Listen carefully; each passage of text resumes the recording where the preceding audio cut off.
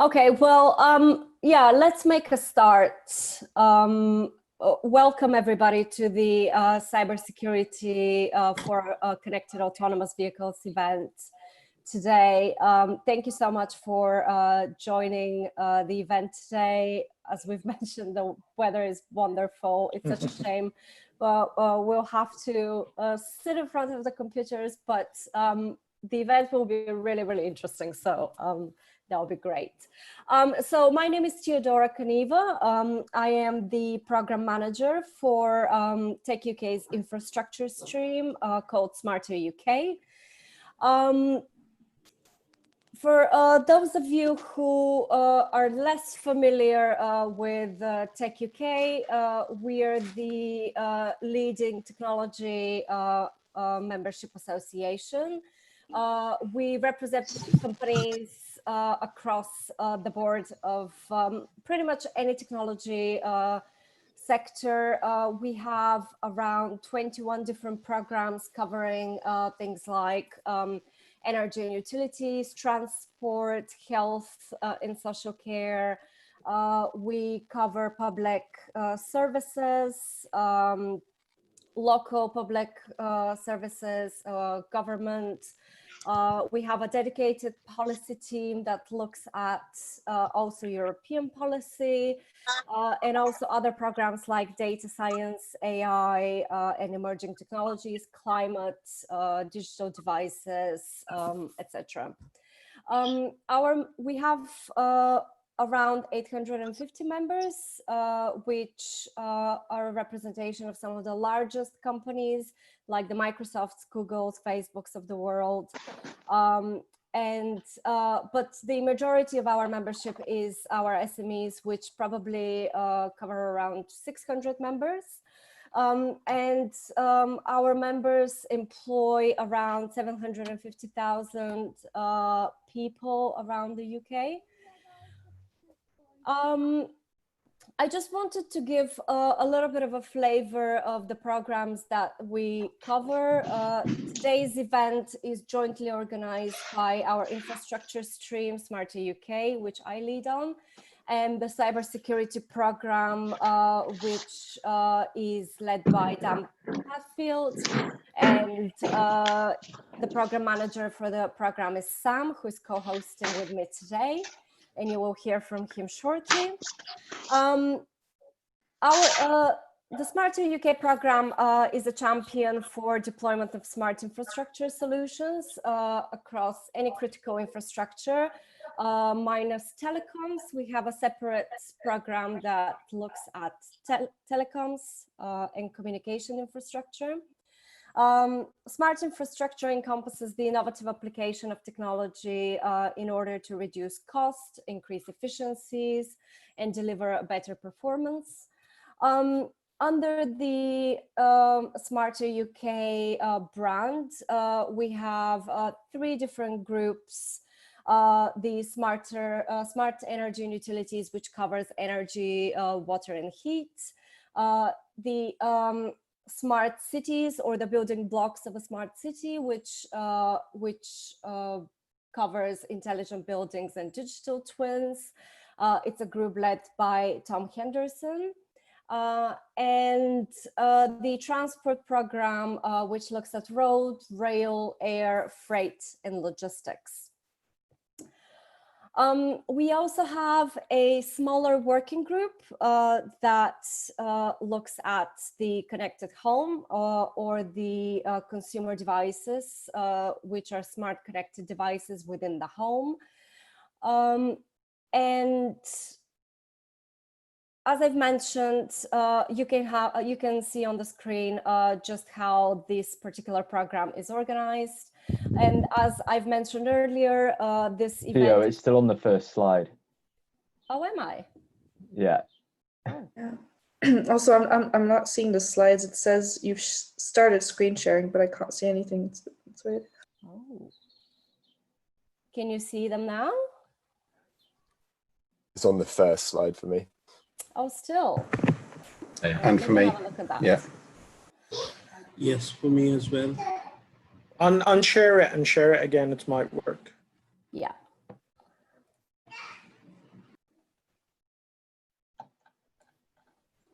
Apologies for that.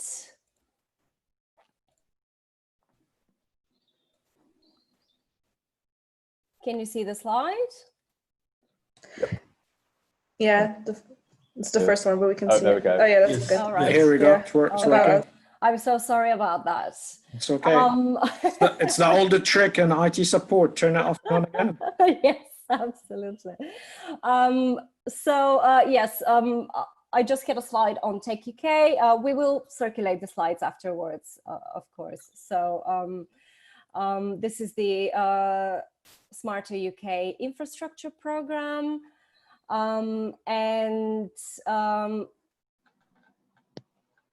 Yes, so just going to the cybersecurity program, which is, so the head of program is Dan Pathfield, who is also on the call today, but the program manager is Sam, from whom you will be hearing more later on. But essentially, the cybersecurity program seeks to grow cybersecurity industry in the UK. And works heavily with the CMS and the National Cybersecurity Centre to inform policy and upskill the UK's workforce. This includes the creation of a cybersecurity training and skills repository hosted on the techUK website and active participation in the Cyber Growth Partnership, which is something we've developed within techUK. Sam can expand a little bit more on some of the upcoming events in the next couple of weeks, including panel discussion looking at cloud security in the wake of COVID-19.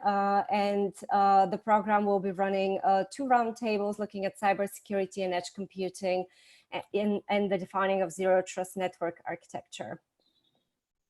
Yeah, anything on that, feel free to pop me a line and I'll send more details. Thank you, Sam. The agenda of today, we will have a 10-minute introductory presentations from our speakers today. Sam will introduce them shortly. But just a couple of housekeeping rules. Please do stay in mute for the discussion. You will have approximately 5 minutes after each speaker or panelist to ask any direct questions concerning their opening remarks. And then we are recording this panel, and also if you would like to insert any questions throughout the session, please do pop them into the chat function. Myself and Sam will moderate the discussion later on. Once we go through the opening remarks from our panelists, we will ask a few questions. There will be a panel discussion, and then we'll allow around 40 minutes or half an hour for our audience to ask any questions to the panelists as well. Also, please do feel free to tweet today ferociously. Our tweet handle is @techUK. Yes, this is pretty much it from the housekeeping rules. As I've mentioned, please do try and stay on mute just so we don't interrupt any of our speakers, to which I would like to thank you in advance. Just to give our contact details on screen, as I've mentioned earlier, I'm Theodora. We have Sam and Dan on the call today for any questions you would like to address to us as well. And now I would like to pass on to Sam. Thanks, Tia. Yeah, so I've got the great job of introducing all the speakers. So our first speaker today is Paddy Latore, who is the Public Policy and Partnerships Manager at Humanizing Autonomy, which is a predictive AI company that's aiming to create global standards for human interaction with automated systems. She has over 5 years of experience in the automotive industry, and she's brought this all to humanizing autonomy, having worked at Bosch, in Europe and North America to coordinate efforts around funding acquisition, public-private partnerships, and policy coordination within the CAV domain. In her current role, Paddy works to engage internal and external stakeholders in humanizing autonomy's mission to see a world in which the value of automated systems is measured by how well they promote the safety of people and synergy between humans and machines. Our second speaker is Shadi Razak, who is a cybersecurity and business digitization expert with a strong foundation in business and IT strategy. He has expertise in cybersecurity, data privacy, IoT security, and digital transformation, and has worked with several international blue chip companies, government organizations, financial services, and SMEs in the UK and the MENA region for the past 20 years. He spent half of his career working on securing the UK critical national infrastructure, TfL control, and Oyster card systems alongside NHS patient records. Currently, Shadi is the CTO and co-founder of Angoka, and he is a member of a number of security working groups and committees at BSI, Europol, and ENISA. He has been a visiting lecturer at a number of international and British universities and is currently a board member and president of the Information Security Group Alumni Technology and Finance Society, and a mentor for a number of fintech and security tech startups in London and Dubai. Our third speaker is Nick Fleming from BSI, where he's the head of the transport sector, working on standards. And he's been working with the UK CAV industry on a standards program supported by CCAV, DFT, Innovate UK, and Zenzik. Nick has over 10 years experience working in standardization for emergent technologies, and these include sectors such as the automotive and future transport modes as well. And then our final speaker is Graham Simpson, who's enjoyed a 22-year career in the IT industry, most of that spent in cybersecurity. His work seems to have taken him to everywhere, from the hot and hostile Middle Eastern deserts to the African jungles and the dustier but rather less dangerous corridors of the UK government.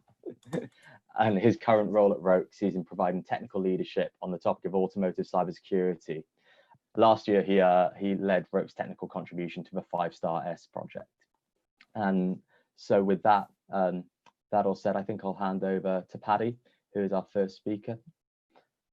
Tio, if you want to stop sharing your slides, then Paddy can put hers up. Thanks. Great. Thank you so much for the opportunity to speak. As mentioned, my name is Paddy Latore, the Policy and Partnerships Manager at Humanizing Autonomy. I'm going to be talking a lot today to you about a couple of different applications. So we're a company that can integrate with edge and cloud products. So I think there's a lot of different cybersecurity questions that come up when a company is able to do that, and the technology serves very different aspects and customers. So that's one of the key takeaways of importance of us is the complexities that come up with these topics. How do we address them as an SME with limited resources? We also talk about the need for communication and transparency internally. So for example, when I shared with the team, I'm going to be talking about cybersecurity, they thought it would be about data privacy and other aspects, which of course is important, but it shows that cybersecurity can mean a lot of different things to different people. And that also includes, of course, customers. And that's really something that we want to push forward. And of course, continuing to push and prioritize this topic. This panel is a great example of what needs to be done in the future, but we want to be able to kind of push this topic further and get the right stakeholders involved, because we believe that it's only through kind of a public-private partnership approach and collaborations that are going to be able to address these topics. And so the questions that I want the audience to kind of think about as I'm discussing this is how to balance this approach. There's, as I mentioned, a lot of different pieces to it, and how can we support startups that are in this vital field? How can we balance this internally and externally? And then the best practices and the efforts already going on. What can we learn from other industries? Where can we collaborate on these topics? So now, what do we actually do at Humanizing Autonomy? As mentioned, we're a predictive AI company that disrupts the way vehicles and systems interact with people in any environment across multiple markets. So I talked about the edge and cloud and kind of the interaction between systems and people, but how do we actually do that?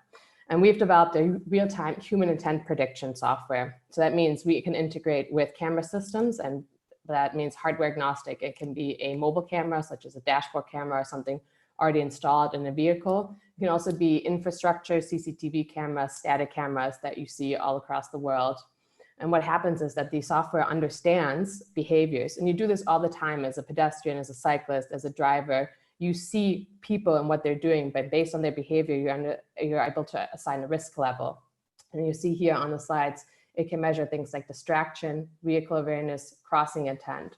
So we're able to understand if someone's going to step into the street before they do it based on their behavior characteristics. So this, of course, is really about safety and efficiency for urban automated systems. And that's where it comes into play that it can integrate with any camera system. So you see here a couple of different examples. Of course, the goal of the company is autonomous vehicles and enabling those to operate safely in urban environments. But it's also about V2X intelligent infrastructure. So messaging in real time, which is another cybersecurity kind of different area and concern.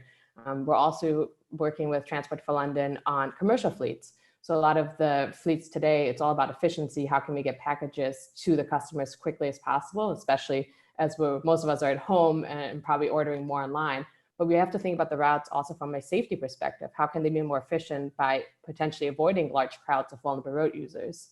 And so to me, the customer, when talking to government and other stakeholders, are vulnerable road users. So that's pedestrians, cyclists, persons with disabilities, anyone not inside the vehicle.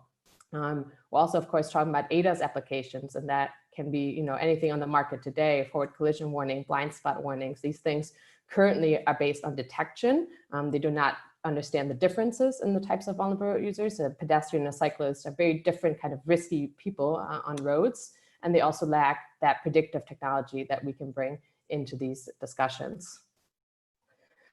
So based on the current data we have, we're able to predict dangers about 2 seconds ahead of human drivers. So that means that we assign a risk level and mark them as being a risky person 2 seconds before a bus driver or other driver steps on the brakes. And that's a huge difference when you're talking about urban driving, when there's a lot of things happening very quickly.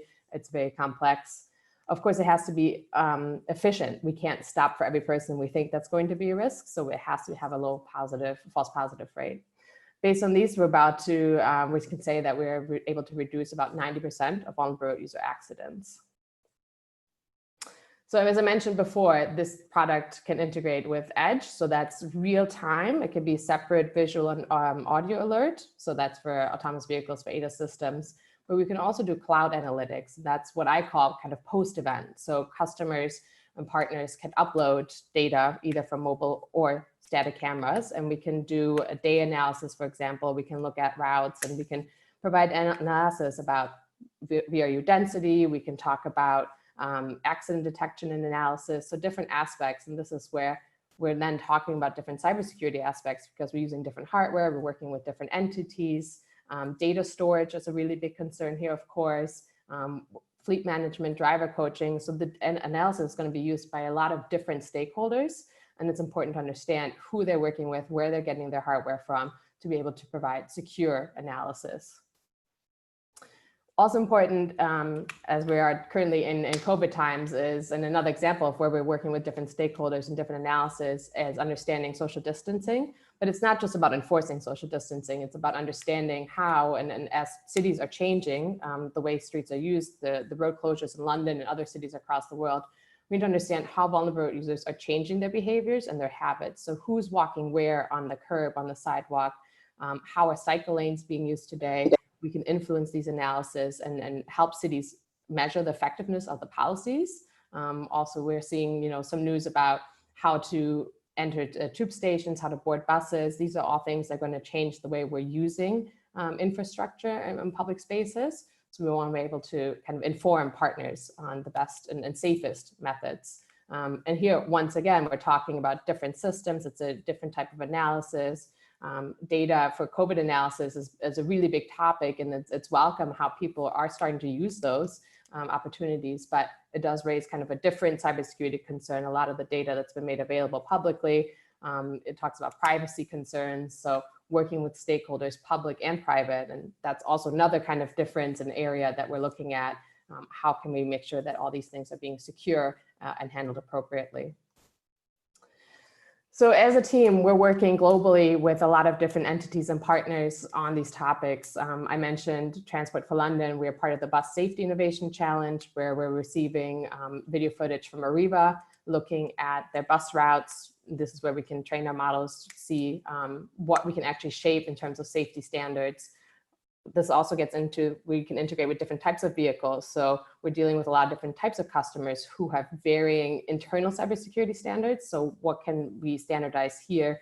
There's a lot of kind of, ambiguity in terms of terminology. So as I mentioned, cybersecurity can mean different things to different people. And this is something that we're kind of experiencing and then want to help shape. Also part of the Smart Mobility Living Lab, where we can test a lot of these things. And this is what we want to continue to push forward as we're talking about these topics. Also, of course, we are a safety critical technology. So this also touches on ethics, how to make sure that these decisions are being made in an ethical way. I talked about persons with disabilities. That's one of the kind of key focus groups we want to integrate further. How do we protect discrimination? How do we make sure that these things are being developed in a safe way? Also something potentially for cybersecurity is everyone's operating in different operational domains, operational design domains.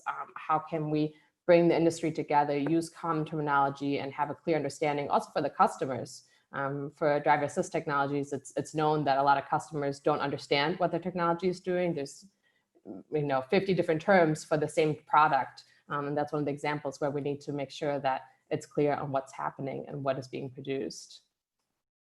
And then lastly, just about the we, who are we? So we're a team of about 25 people. Usually we sit in Somerset House, currently scattered across a couple different continents, but working well apart. We do have a background, industry, academic, and it's really kind of a diverse team. So we do strive to have a split of 50-50 male-female across all teams. That's product, commercial, and tech. And so diversity is one of the things we also really talk about, because diverse teams are able to produce better products. And this is also, when we're talking about cybersecurity, there's different experiences, examples that we can integrate. And based on that, we're able to produce a better, efficient, and safer product. And that is it. Thank you so much. Thank you so much, Patty. Really, really interesting stuff. I realized that there are a few people who have dialed through the phone. So please, if you have any questions, just unmute yourself and go ahead. You wouldn't be able to raise your hand or use the chat function. Yes, please do feel free to unmute and just ask any questions at all. Are there any questions for Patty at the moment? Yep, Paddy, I've got one. My name's James Gavin. I work for an organisation called UK DSC. I'm currently looking at some, basically I work into BAYS and Ministry of Defence.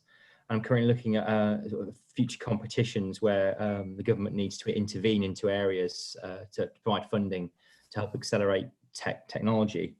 And one of those areas is electric vehicles, building on the great work done by the APC and Innovate UK already with some of the funding that they put out.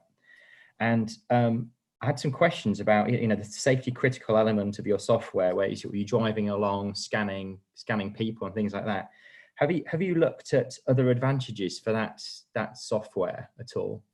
I'm thinking about, far end of the spectrum, you've got an advertising van driving along, deciding to change the advert, or an ice cream van saying, pull over here.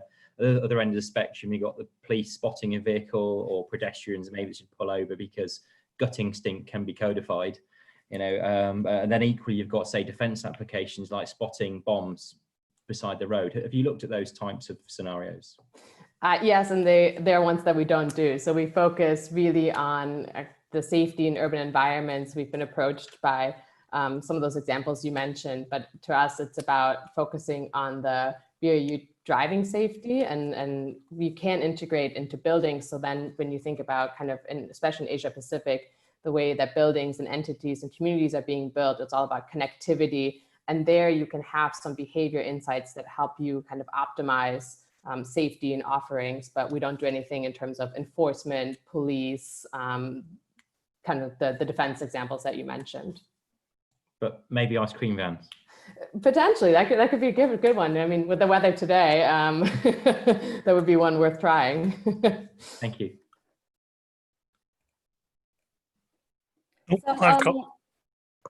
So, Apologies. We have one question from Liz James.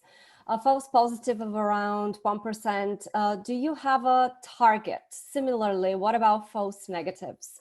Do you have a plan for integrating your predictions into an environment safety critical?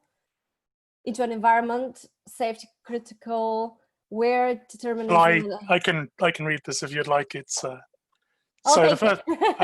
it's fine. So the first part of the question is, you mentioned your kind of false positive rate of 1%, which is impressive from a ML perspective, but there's the element of false negatives, particularly around in safety systems, where saying that there's no human there when there is a human there is almost as bad, if not worse, than your false positive. So like, is there a target for your, because like, I mean, in a traditional safety sense, the target is perfection, right? Is you want a deterministic system that can guarantee a detection that's down to 10 to the minus, I mean, ASIL is a pain, but like if you're going for your ASIL D targeted safety systems, you're going to start running into challenges. So have you codified or quantified your target for your performance of your system? And then how do you have a plan for how to convert this broad level kind of, we've tested this on X many hours of road driving, and converting that into a validation and verification system where traditionally it's a deterministic and then typically functional analytics and safety, kind of functional safety verification approach? Do you have that kind of, I mean, for the moment, it sounds more like a tech demo, which is still interesting, but then there's the, how do you get it into a car and have an insurer, a government, and the legislative framework sign off and go, yeah, this is fine. Because if you make a mistake. Yeah, that's exactly what we're doing in our TFL project. So we are integrating into the vehicles. We are doing the live demos. Your question is basically very similar to the how safe is safe enough. And that's where we're looking to work with stakeholders, government, to help us answer that. I don't think we're going to be the only ones to be able to answer the question. In terms of verification, validation, you mentioned a good example. So when we want to kind of safety certify the technology, we can't go to a test track and use safety dummies because they don't have behaviors.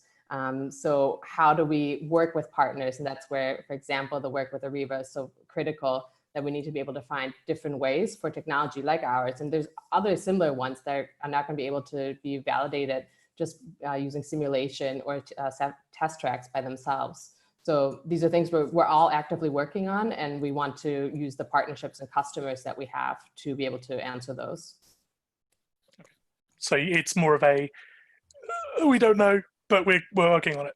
Exactly. You know, yeah. And this is, yeah. There isn't, I mean, I agree, there isn't an answer, but yeah, it's one of those ongoing challenges. Exactly. And it's a good one. It keeps us busy. Great. At this point, I think it's probably best to move on to Shadi, but there are a couple more questions for you in the chat, Paddy. So I don't know if you want to reply in the chat to those questions while Shadi is presenting. That's probably the best way forward, just because we are slightly alternatively, Andrew and Dean, we can come back to you a little bit later in the Q&A session as well. That's good. Thank you. Thank you, Paddy. Great, thanks guys. Thanks, Paddy. Everyone hears me right? Yeah, good. Share my screen now. Not that one. Okay.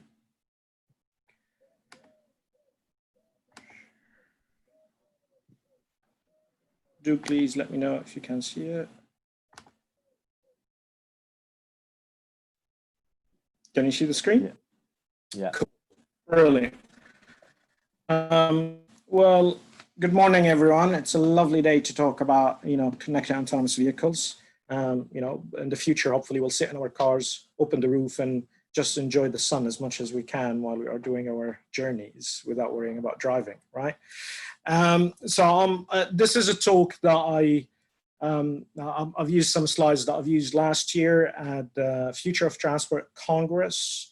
And I was meant to present it in Japan in the automotive conference in May this year, but apparently as everything got canceled, so I'm taking advantage of this event.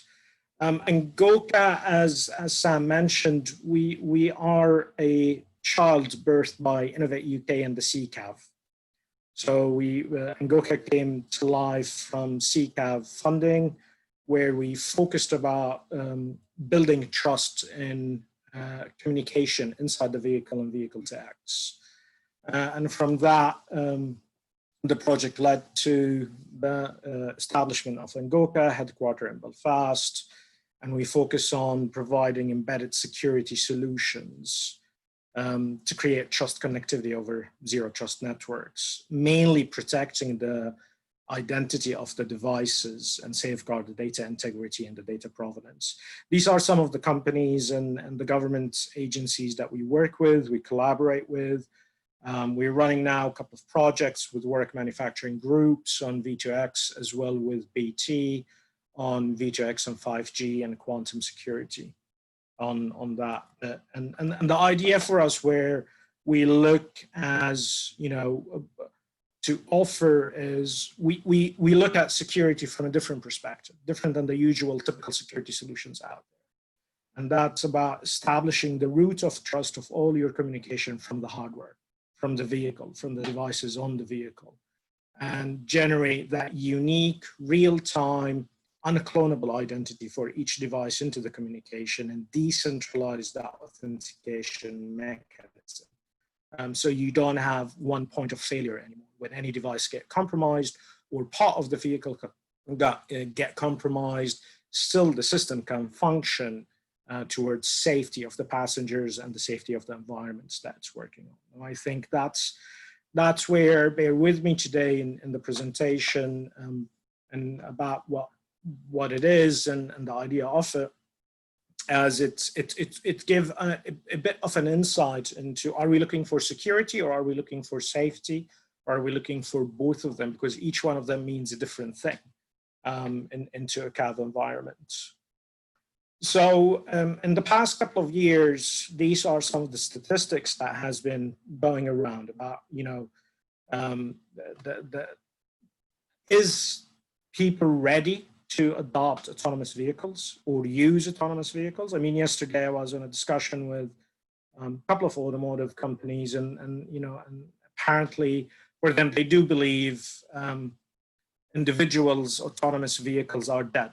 You know, no people will not buy any cars anymore, so they will use smart mobility in that sense. And it's quite an interesting, when you look on the percentage of people that they came back, you find the first one is about safety and the last one is about security, which is quite an interesting view, as you know, only 23% of people in 10 countries, and those 10 countries are Europe, a part of Europe, the US, and part of Asia as well, that they are worried about the car being hacked and their data being compromised, where 50% they were worried about their safety. And the idea is, I'm not in control of this vehicle. And that, you know, beg the question is about, you know, what are we trying to secure? You know, are we trying to secure a device? Are we trying to, you know, secure passengers or secure the whole environment? And, you know, each one of them brings a different type of attack vectors. I mean, vehicles or autonomous vehicles, you've heard that's now a marriage between the physical world and the digital world. And, you know, cars or vehicles, regardless, buses, nowadays the new architecture of it will have 100 to 150 electric circle units or devices into it. A lot of lines of codes, you know, generating around 30 gigabytes of data per hour. So you can imagine, you know, if a bus is running on a route for 12 hours, the amount of data that is being generated from it. And that's opened that new line of risks that we start looking at, which is what I call it the Internet of Risks, because now vehicles have at least 16 vectors of attack, just the vehicle itself. We're not talking about, you know, vehicle connected to the system and the other system, but just the vehicle, you know, from the management of keys that are used to encryption, to mobiles, to updates over the air of the software, to the communication on the vehicle itself, to the communication between the vehicle and the cloud, et cetera, et cetera, et cetera. So it is actually turning to become a nightmare, because we've heard it earlier about, you know, latency is crucial. False positive and false negative is crucial for us. So what we can do, how we can do it. And that's where the question becomes, are we looking about insurable risk or catastrophe? And that's where the question becomes important, because if we are trying to secure the vehicle so no one will steal it, like we have seen people, you know, jamming and spoofing car keys to steal the vehicle, which is an insurable type of risk. You know, you have insurance on your car. If the name is legit, you will get paid and get replacements. Only if you got a dodgy policy, that's a different story. But the reality is, an example of the research that happened when they hacked a number of driverless taxis that were driving into New York City as a simulation. And they show how they can actually bring New York City to halt for half a day if they manage to take control of them. And if you can imagine that situation in a normal day, there's, you know, first emergency response, you know, there's people going to work, a lot of problems might happen. And that's the type of things that we, in our opinion at NGOKA, we need to look at, is about how we can move from cybersecurity to more of a digital safety, or what we call it security for safety. You know, moving from the confidentiality, integrity, availability side that we have on the left-hand side, about our data and system and, you know, and their availability, towards more of, you know, people and infrastructure and systems, from, you know, the privacy of the people, the safety of the journey and the infrastructure, but also the reliability. And that's what we call digital safety in that sense. And a lot of organizations now are looking at it. And, you know, some of the work that Graham and the 5-Star Project touch on it but in a different language. And I know ASEAN also is working on that. And I think that's where the focus needs to come more about, you know, securing the vehicle, is about how we can ensure the resilience of that vehicle, how we can ensure the resilience of the system, because, you know, the incidents that might happen is not about just, oh, someone knows that, you know, I leave home from this time to this time. It's more about someone can take, or actually my life, using a cyber attack and that. And when you look on vehicles, as you can see, those are now, you know, the connected and autonomous vehicles, and this is just a simplifying of the different levels that we have in a vehicle, and layers of system that we need to address and secure. And in reality, you know, we have to address them, all of them, but we also agree that we cannot achieve 100% security all the time. So it will be difficult to achieve them all. So the focus needs to be on certain layers across. And that's what a lot of the current typical solutions that we have from IT, which we are trying to bring them to fit into this new environment, this new world that none of our security solutions has been built to accommodate.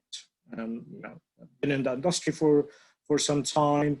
None of them is built regarding latency in that sense, in the sense of the type of latency that we are talking about in vehicles or critical systems here. So it's a bit different on that one. Army and defense and aerospace, that will be a different environment, but then again, they are also facing the same type of issues that they are looking at. And that's where you see a lot of solutions trying to encrypt communication only to focus just on the confidentiality, or run your system into sandbox from a software perspective, and keeping the root of trust into the software and the different applications that is running into it, which are good measures, but they're not sufficient enough for a full adoption for autonomous vehicles. We need to do more.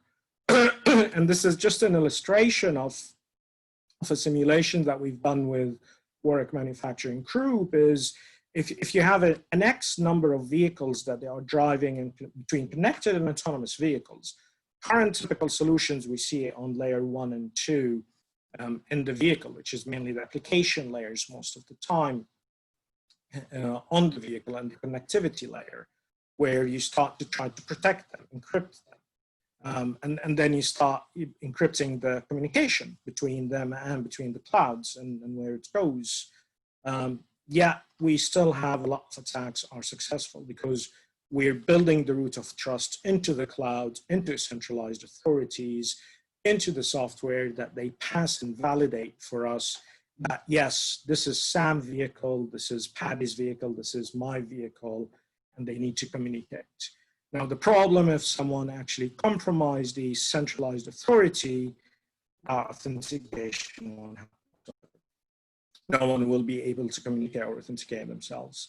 Not to mention a lot of the software, and this is by default, when we're talking to commercial entities, security is required to be implemented there, and we need to focus on it, but it's not always there. And for the simple reason, because they are looking for quick route to market as well, supply and demand. Let's push it, let's do certain testing, ensure the critical testing has been done from a safety, from a functionality, and let's roll it. And then after that, we address the security. And that what adds to a lot of our problems, to be honest, into it. And that's where, when it comes and what we look at it from our perspective, the root of trust need to go from the hardware, from the processing layer, going to the network, going to the gateway. And the idea of that is you then achieve device authentication, data integrity, and data provenance, because you can fingerprint the data. You can ensure only trusted devices and entities that can communicate to each other. And that trust is quite important for us for adoption on securing autonomous vehicles. And going back to the example that we've talked about, you realize that we can mitigate against some of these risks if we move the root of trust to the hardware. If we can establish that trusted environment where devices can trust each other regardless of the networks and the communication channels that they are connecting with. The idea here is not about being 100% secure, because that is not achievable. However, the idea is about reducing the risks and increasing the resilience of the system. A lot of people talks about, yeah, we can achieve security. We need to be 100% fully reactive. And I've heard a couple of organizations talking about that one at different locations. I think that is not the right approach. We need to anticipate, we need to detect in real time, and we need to respond quickly. So we cannot focus on one part over the others. All of them, they need to work collectively to allow us to reach that digital safety factor that allow us to share and adopt autonomous vehicles and that principle. And I'm not sure if I'm out of time or I'm on time, but that's from my end. Thanks so much, Shadi. You're welcome.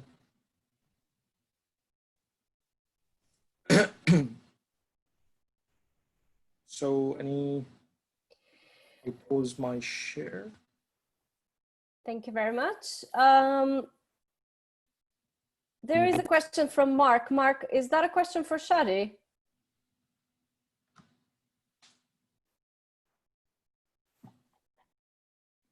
Yes, it is. Yes, it is. Okay. Shadi, Mark has asked, you've touched on IDS in layer 2.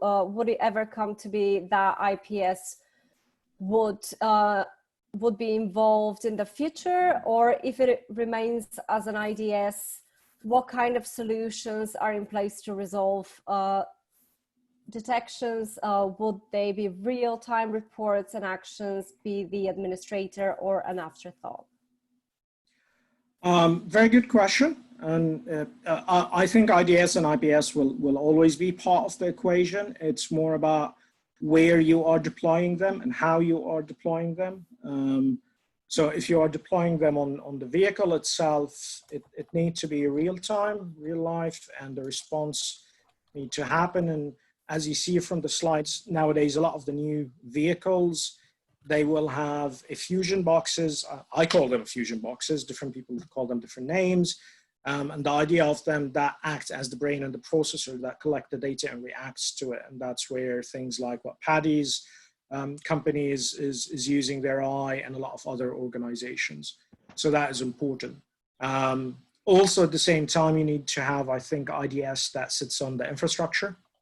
And I think edge computing will play quite a big role into increasing the power of IDS and IPS into connected and autonomous vehicle for that one. So it's not an afterthought, but it's IDS and IPS are, they should be different than what we know, that you identify it, you inform the administrator, and then he decides to take an action. That cannot work in a vehicle, to be honest, if you are driving on the M25. So it needs to happen in real time directly in that sense. And there's still a lot of work. That's where AI becomes important for us. And as a security industry, we need to adopt it more and have more trust into it. Great. Thanks for that, Shadi. I think just because of how we're on time, it's probably best to move on to Nick now. But if anyone has any more questions for Shadi, put them in the chat and we'll come back to them in the Q&A afterwards. Sure.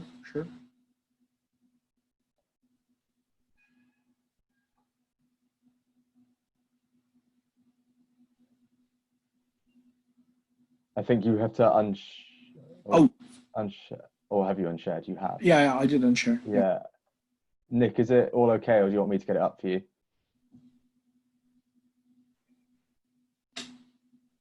Sorry, Sam, do you mind putting the slides up at your end?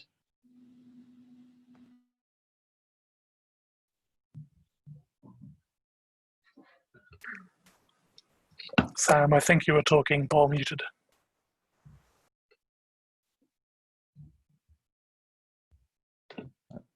Yeah, I can, let me just get it. One sec. It's this one, isn't it? Is my screen sharing, or is it not? I think it just is about to start sharing. Okay, great. Let me know when you want me to move through the slide. Oh. Thanks, Sam. Yes, so thank you. My name's Nick Fleming. I'm the head of transport sector at BSI, and you know, given there are already a number of clearly cybersecurity experts on the webinar today and taking part, I won't claim to be one. But what I wanted to do is just to take 5 to 10 minutes to walk you through some of the cybersecurity standards relevant to CAVs, both national and international, some of the new areas of development in standards, also some of the interesting challenges that perhaps standards are facing in terms of keeping up with cybersecurity and the dynamics of the threats and the risks concerned. I'd also like to mention a bit more about BSI's work with CCAV on a UK-led standards programme in support of CAV. Standards, for those that don't know, are industry-led.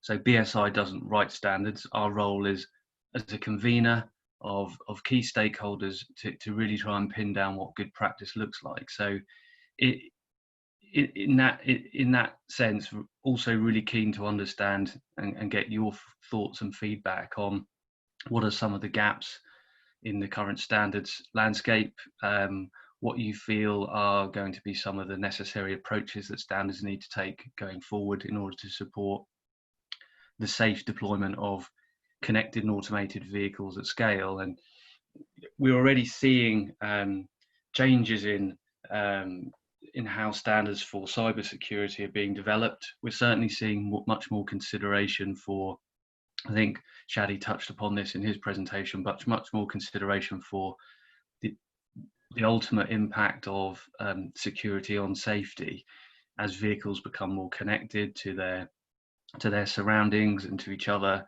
able to capture and store more data, and some of which is obviously sensitive and open to exploitation. And as vehicles as we're seeing this increasing levels of autonomy from kind of ADAS features through to autonomous driving systems, and what supports that is this reliance on sensors, software, etc. And also we're obviously seeing some more complex safety cases that require new testing, new types of testing. So I think there's a question out there, which is the current standards in the main take a kind of secure by design approach, but is this the right approach going forward to deploy CAVs at scale? So do you mind just moving on, Sam? Is that okay? Just to slide 2, if that's okay. Great. So I think it's one back, and then one back again, please. And then there's, I think you skipped over a couple. There's one before that. That's it. Great, thank you. So yeah, for those who don't know, BSI is the UK's national standards body. We are the UK's member of ISO, the International Standards Organisation, and IEC, and also CEN, which is the European Standards Organisation. So as well as developing national standards, we also are the UK's voice into those standards and into the development of those standards. So we have a number of technical committees that feed into the development of automotive standards, cybersecurity standards. And as I said, our role is really to pull together key stakeholders to try and agree what good looks like nationally, but also to ensure that we're having enough influence into the development of international standards so they are fit for purpose for the UK market. On to the next slide, please, Sam. So we're also involved in a piece of work that's about 12 months, it's been going for about 12 months now, and that's working closely with UK industry, in particular organisations involved in some of the many CAV trials and development testing taking place in the UK, in delivering a UK-led standards programme for CAVs. And what is really behind that is a piece of research going back a couple of years ago now, with BSI and the then Transport Systems Catapult, looking at some of the barriers to the deployment of CAVs and the development of the UK industry and where standards could support that. And so that work has led us to kick off an exciting programme, which will deliver a number of different outputs, including some fast-track UK standards that we call PASs. And one of our intentions there is to use those PASs both to support the CCAV DFT code of practice for trialling automated vehicles in the UK, to supplement that with some more specific guidance and requirements, and also in parallel to try and inform and influence the international standards landscape. So really exploiting the knowledge from the trials here in the UK and then trying to disseminate that more widely, so the standards emerging internationally have part of the UK footprint embedded in them. So if we can just move on again, Sam. Thanks. So the programme so far, as I mentioned, as Sam mentioned in the intro, this programme is supported by CCAV, DFT, Zenzik and Innovate UK, but we've been working very closely with the broader UK ecosystem, bringing in expertise from some of the trials, as I've said, but also academic leadership, input from consumer bodies, various other stakeholders. A key stakeholder being obviously understanding some of the requirements of road authorities, landowners, as to what they need to see in order to be comfortable that automated vehicles can run on their roads. So initially our focus has been supporting the work on trialling that the government has been behind, and the first deliverables have really played to that, looking at moving into advanced trials. And so our initial outputs have been 2 PAS documents, one looking at how you design and assess control systems, and the second one looking at very much supplementing CCAV code of practice with some requirements around running safe trials and development testing. We've got 2 more PASs in development, one looking at interestingly, the data that should be collected during trials and advanced trials for the purposes of supporting accident investigation. And that obviously has some data privacy elements to it. And then also a PAS 1883, which is due to publish in July, which is looking at a taxonomy for the operational design domain. And that's really been quite a groundbreaking piece of work, because I think there seems to be an agreement that there's not enough out there at the moment that consistently allows organizations, companies to describe the ODD that their vehicle can operate within safely. So there's not that reliable set of descriptors for it. Where we've not looked yet is specifically at cybersecurity. And the reason for that primarily is because cybersecurity is not an untouched domain for standards. So Sam, if you don't mind just flicking on, please. So there are already a number of standards in the cybersecurity domain. Some of these are what we call kind of generic standards, like ISO 27001, that can be applied to any industry. We're starting to see more standards around the vehicle itself, so within the vehicle perimeter, including the BSI PAS 1885 that was published in 2018, that builds upon the DFT cyber principles, the SAE work, JSE work, and then also a new joint ISO SAE standard that's emerging, that's just gone through consultation, which picks up 3061. We're seeing more around the broader ecosystem as well, and how some of the thinking around standards is starting to expand into the infrastructure. And PAS 11281, which was developed with support of CPNI, very much plays to that broader view. What we're not seeing as much of yet in the formal standards world is standards around the technologies, specific technologies there, and that's not necessarily uncommon. The other piece of work that we've been doing as part of the CAV program, so recognizing that there are already a number of cyber standards there, BSI commissioned a piece of work to look at basically a review of what's already there from a technical perspective, to see if there are gaps in coverage, if there are clearly things that need standards to support CAV's deployment. And we commissioned ACIN, the Automotive Innovation Network, to work with BSI to review the standards that are already there for cyber, and to start to pin down some of those gaps. So I mentioned PAS 1885, and that's just a quick summary of it there. I'm happy for techUK to share the slides. Some of you may have seen it. I think the key thing about PAS 1885 is it starts to talk about cybersecurity across the lifetime of the vehicle, and also the importance of the supply chain context from a cyber perspective. And it supports, in addition to the four goals that are there, it has these 8 key principles that are intended to build upon the key principles of cybersecurity published by the government in 2017. PAS 11281, which is on the next slide, that just, as I mentioned earlier, goes a little bit further into expanding out the consideration of cybersecurity and its impact on safety, and in particular starts to address some of the broader ecosystem, including the roadside infrastructure, the V2I comm side, and some of the over-the-air digital services. So that's the direction of travel we're starting to see. If you can flick on, please, Sam. Thanks. So there's a key standard that's being developed in ISO, and this is the first joint ISO SAE standard 21434, and it's just gone through consultation. Now, this standard, I wouldn't say it's controversial, but there's differing opinions on its approach.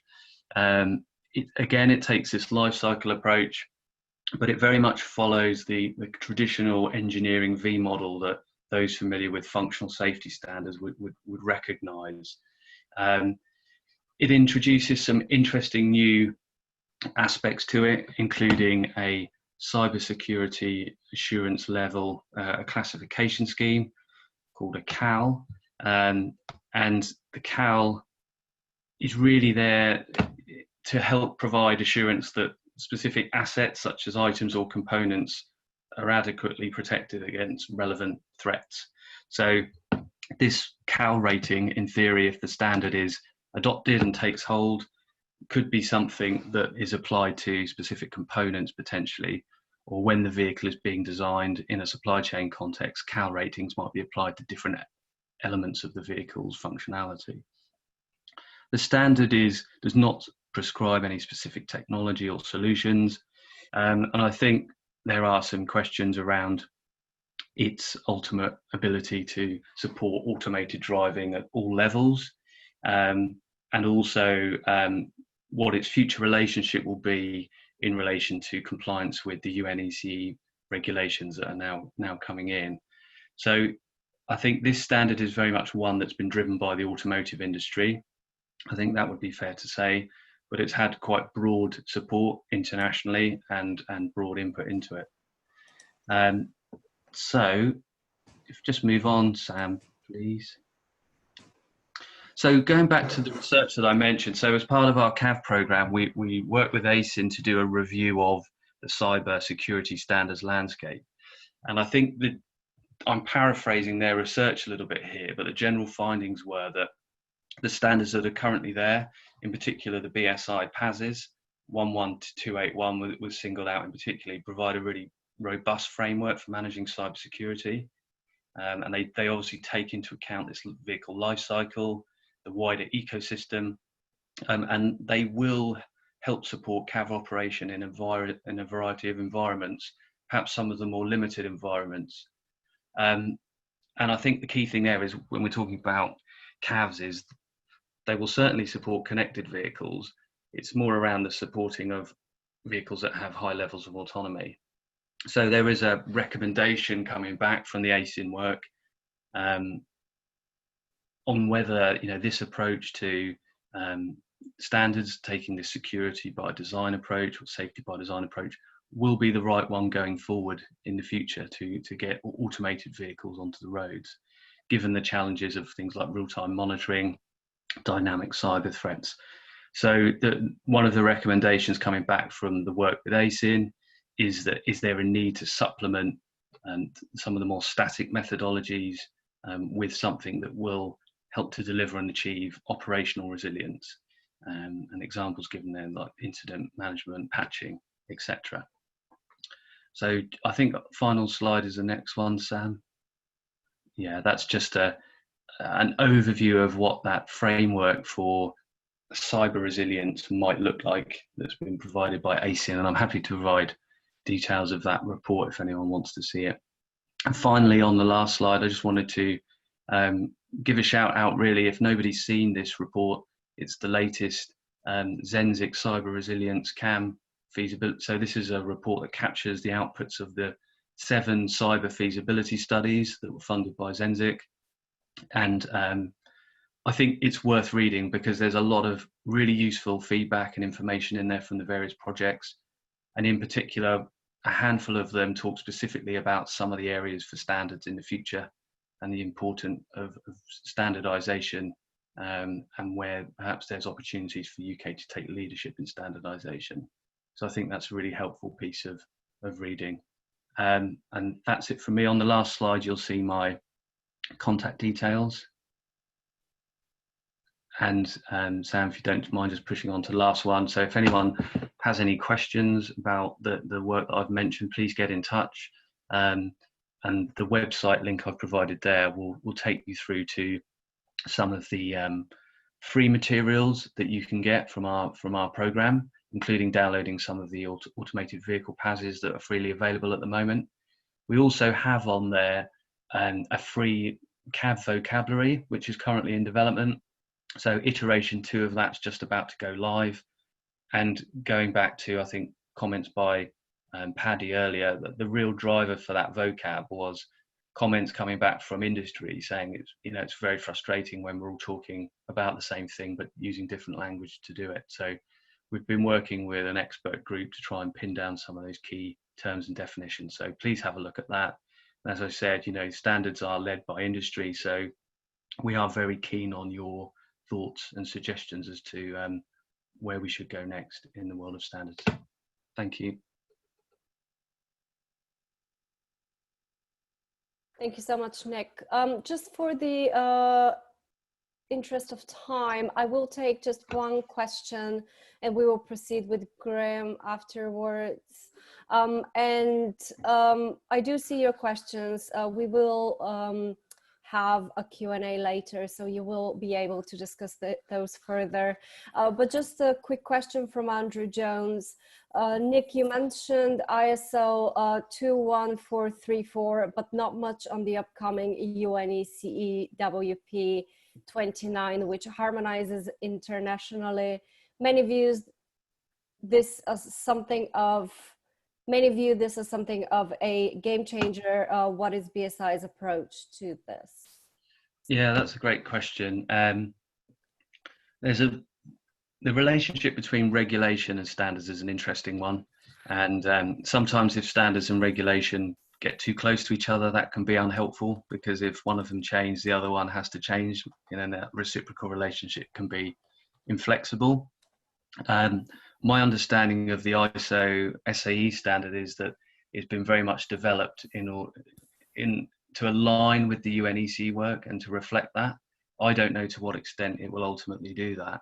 From BSI's perspective, the UK position on that standard is we actually voted against its inquiry stage. So the draft that was recently at consultation was voted against by the UK for a number of fundamental reasons. I think the key ones being around some of the definitions used for automotive cybersecurity, for instance. So there's a few fundamental issues with it. The rest of the world voted for it. I think there was only 3 countries that voted against, and the UK was one of those.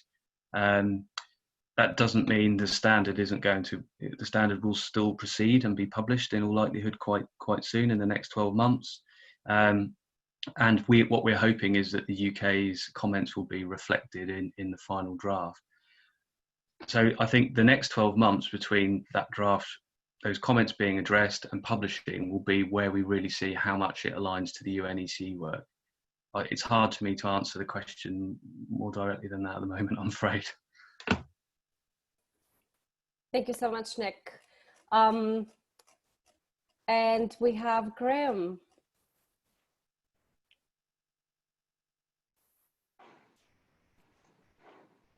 Okay, hopefully my screen's coming through. Yes. Yes, it is. Right.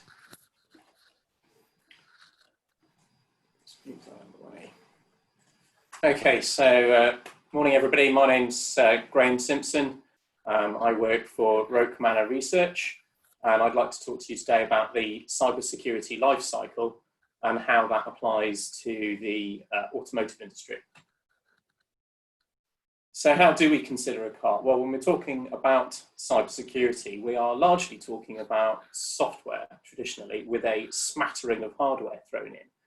A car, of course, is thought of more certainly as a lump of hardware, but are increasingly reliant on software.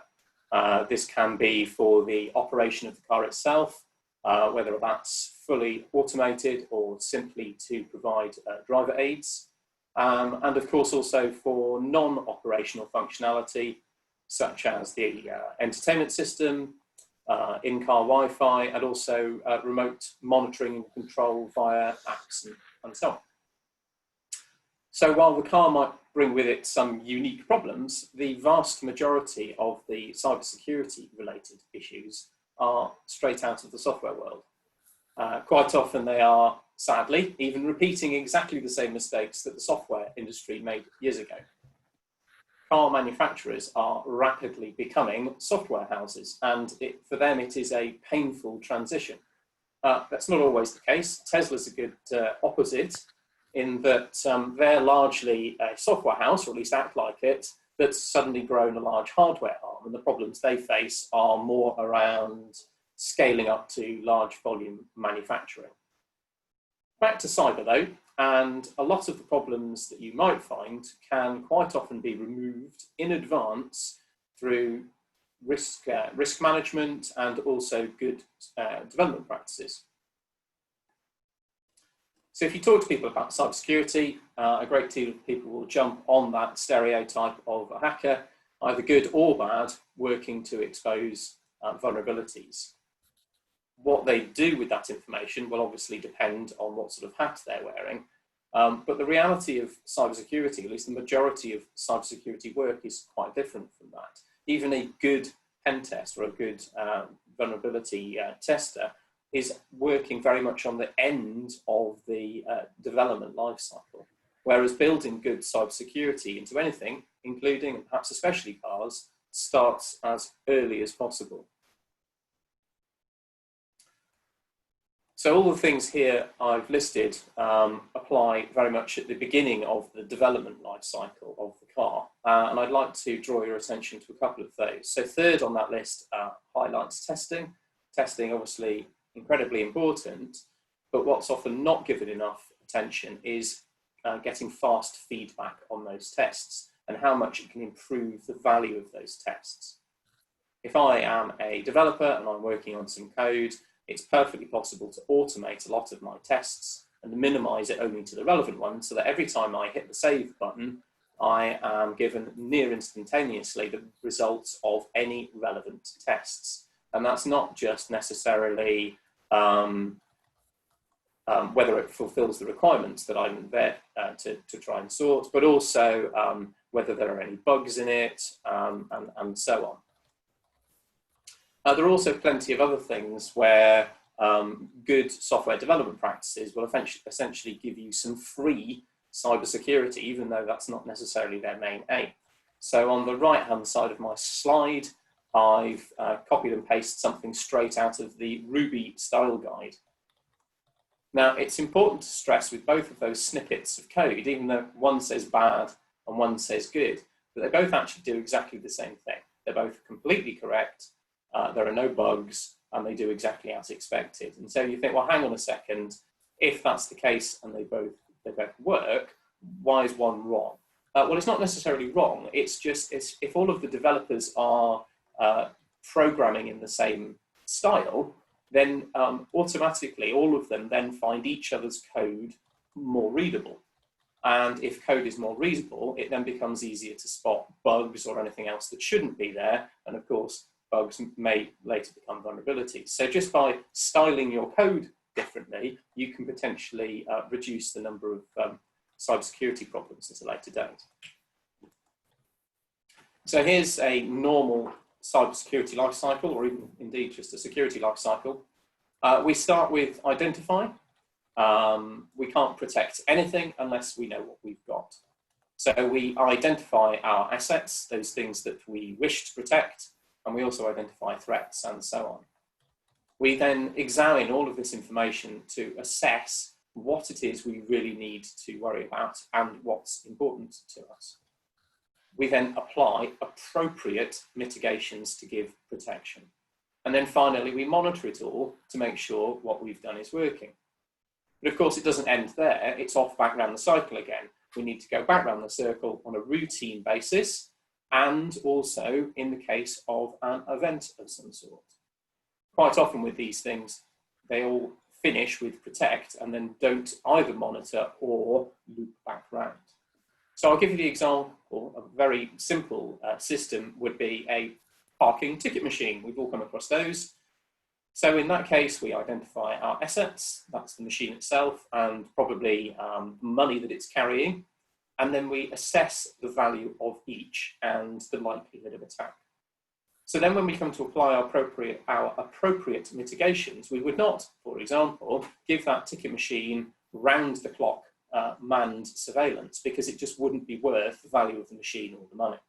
But we would probably make sure that it's strong enough to prevent an attack. And the box itself might include some internal monitoring. And hopefully when somebody comes to come and collect the cash from it, they'll also check it and give it the once over and make sure it's okay. So this all assumes a very nice life cycle where the thing in question is in use for a period. During that period of use, it doesn't really change. And at the end of the life, it can be quite happily forgotten about. And of course, when it comes to cars, things are quite different and quite a bit more complicated.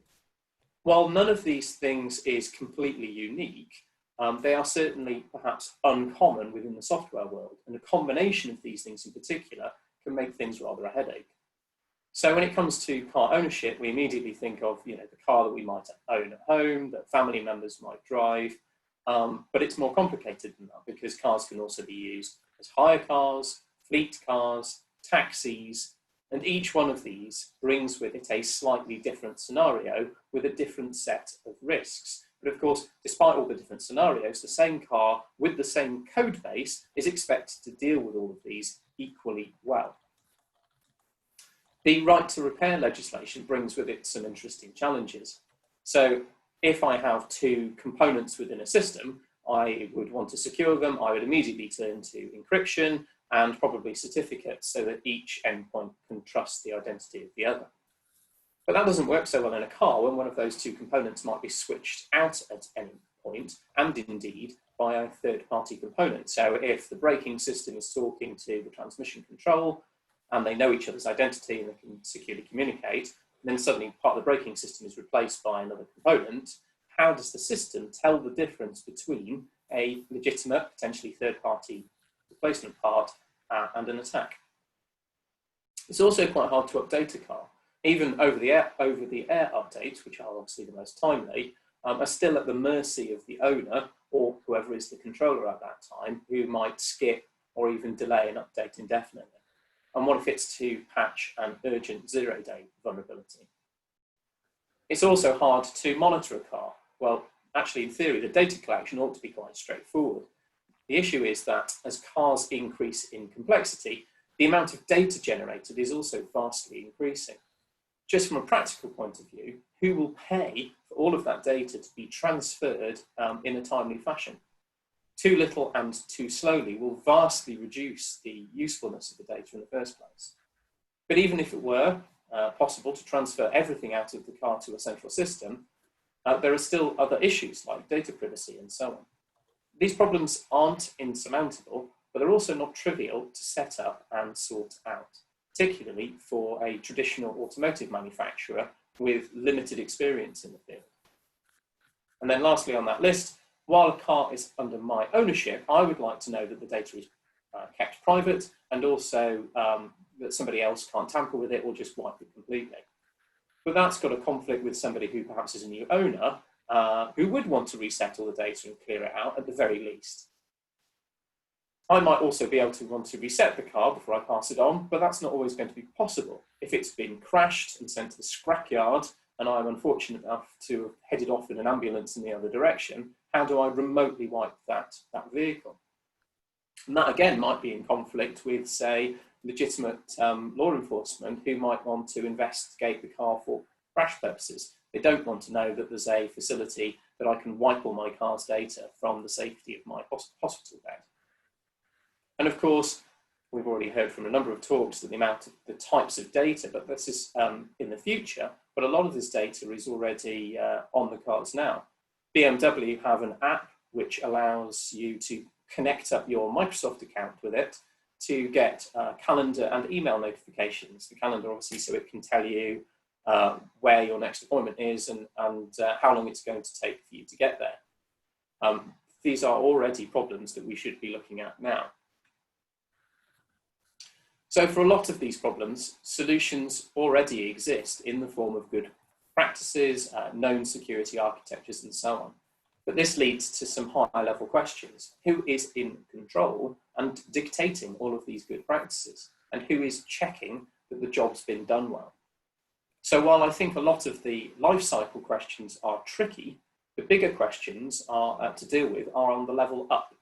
There are some good standards coming out. We've already mentioned ISO 21434, but it's not clear as yet how these will be enforced and by whom. And what I've covered today only really considers the car itself in isolation. When you start thinking about vehicle to vehicle and vehicle to infrastructure, things get a whole notch more complicated when considering who is responsible for what. Luckily, we don't have to have an answer overnight, but we do have to have an answer before either it becomes an issue or something reaches the top of the pile by chance. And so, for example, I want to compare the early life of both Bluetooth and Wi-Fi. So Bluetooth was brought together by a consortium of interested parties, and they designed the standards for versions of Bluetooth, and it had reasonable security built into it from day one. It hasn't been perfect, but it's actually been pretty good. And in its early days, it was relatively secure.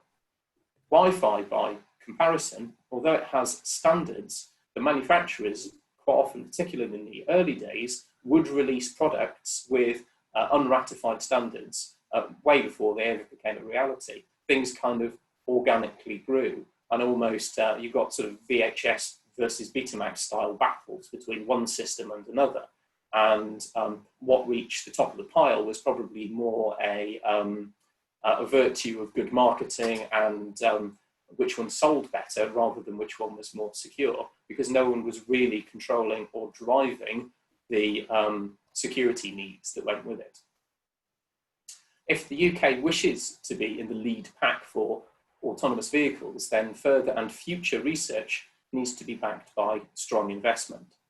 But agreement must be reached in advance over who should be developing, steering, and verifying that security is given suitable attention as progress is also made in other areas. I hope that's been of interest, and I guess we'll have other questions. Thank you so much, Graham.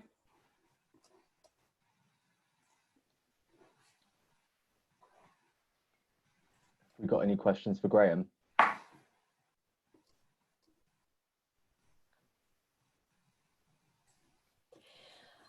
If not, we will proceed to our panel discussion. I will just ask one opening question for our panelists.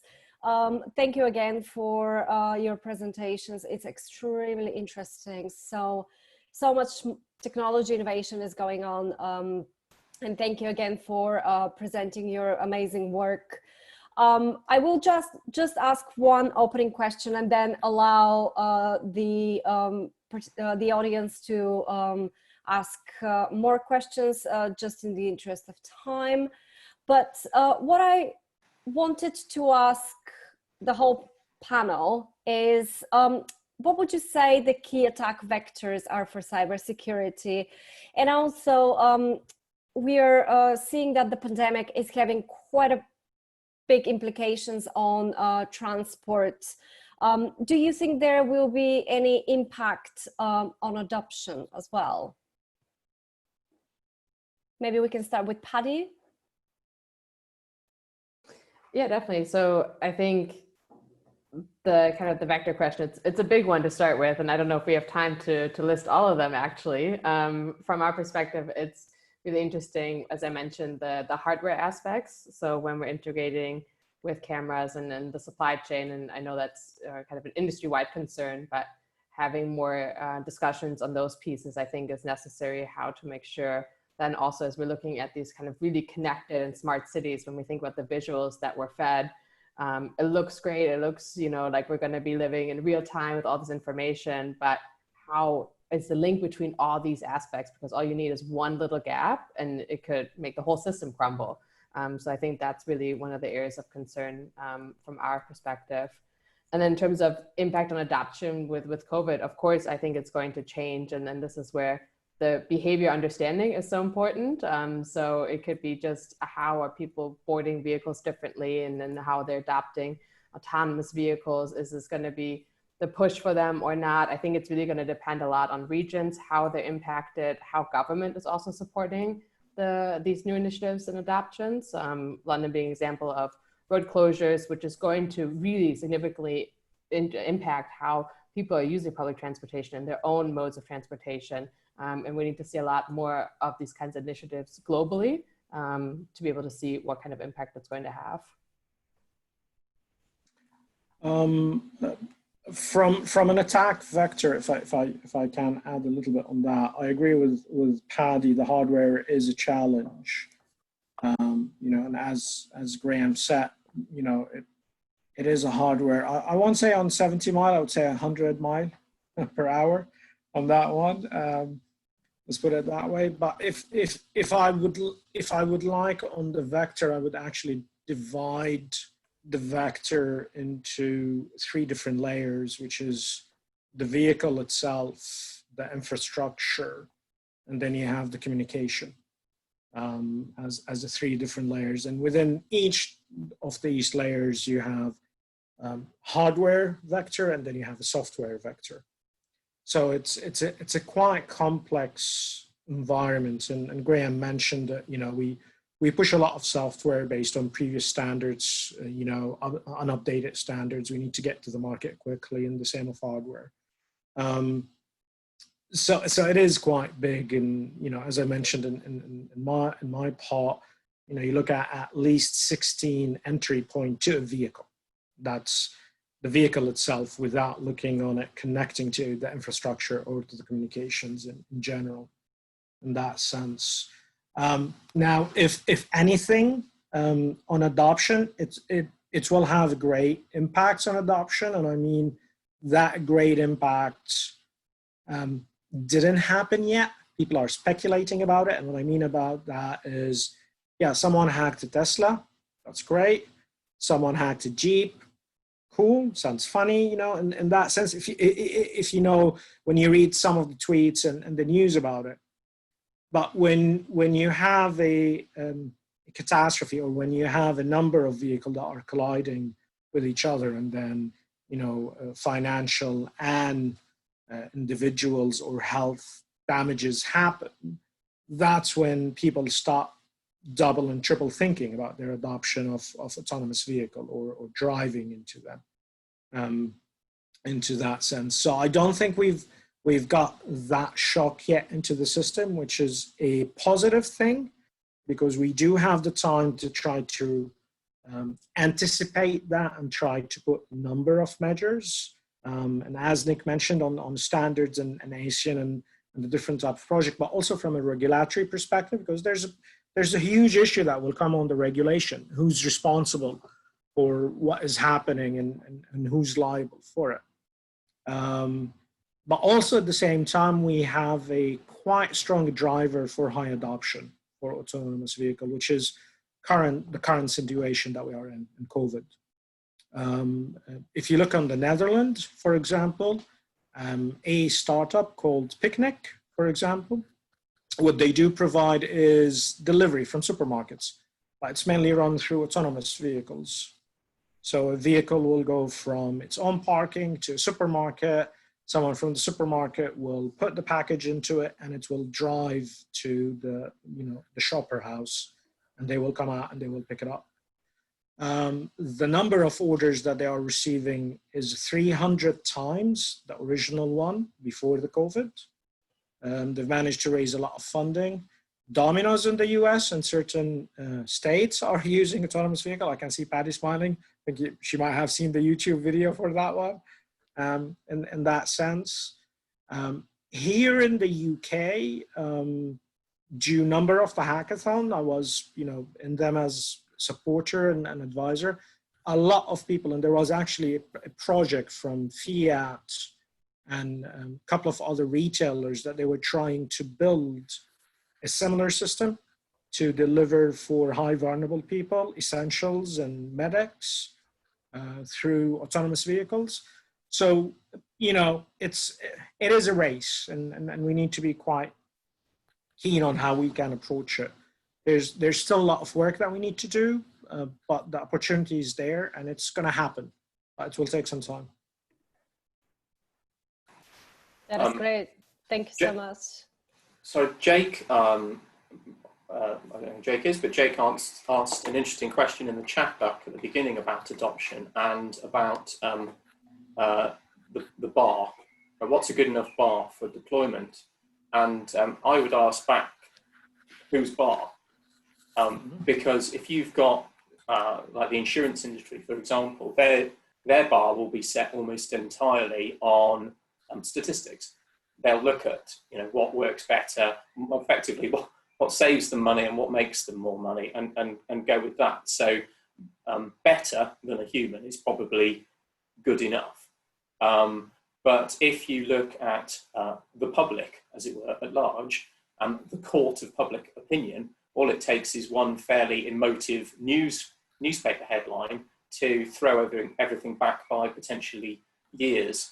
The public's bar is much more of a wavering and influence, a bar, something able to be influenced by popular media.